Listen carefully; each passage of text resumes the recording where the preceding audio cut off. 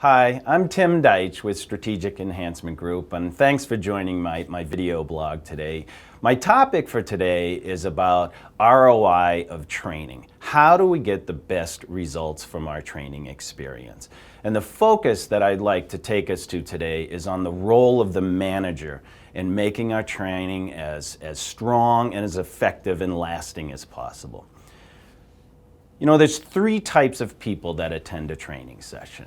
There's the participant. That's the person that's excited to be there and imagines themselves learning new skills and ways that they can get their job done and better results. And then there's the vacationer, right? The vacationer is the person that's delighted to have the training. It's a great diversion from their day-to-day, and maybe they'll learn something, maybe they won't. And the third type of person in the training is the hostage. That's the person who goes to training because the manager says, or the organization says, it's time for your training, time for you to go there and learn something. The reality is, of course, is that we want everyone in the training event to be a participant, an active participant, and the manager determines so much of our ability to make that, to bring that about, right?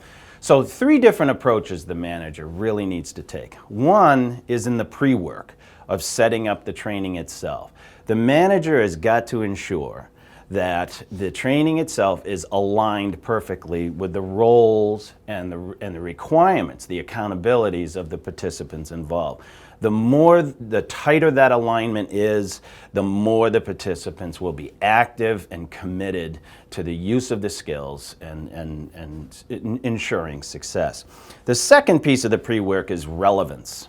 Right? The relevance of the role plays, the relevance of the examples used within that training. And that's all needs to take place in the pre-work. It's extremely difficult to pull off relevance if you haven't prepared for it in advance. So the second item is for the manager to demonstrate value.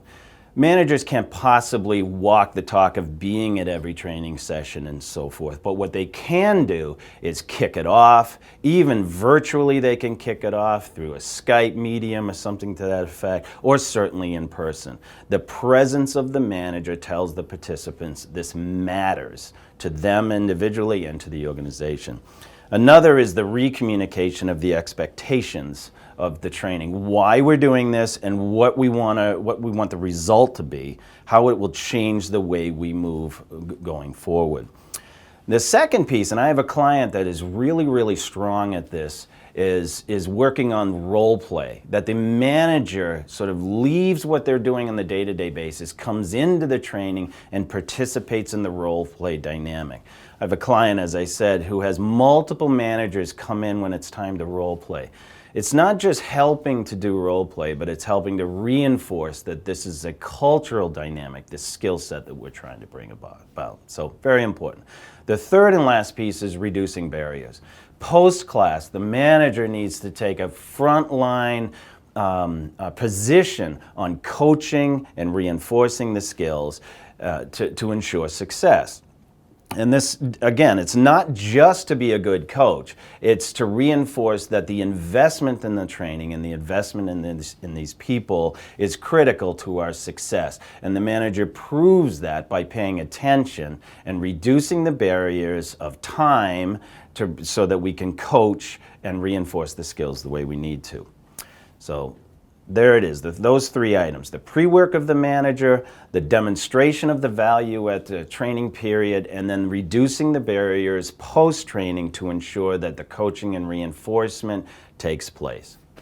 So, in closure, what we're really interested here is to ensure that between participants, vacationers, and hostages, we are maximizing the number of participants in our training, and the manager has everything to do with bringing that about.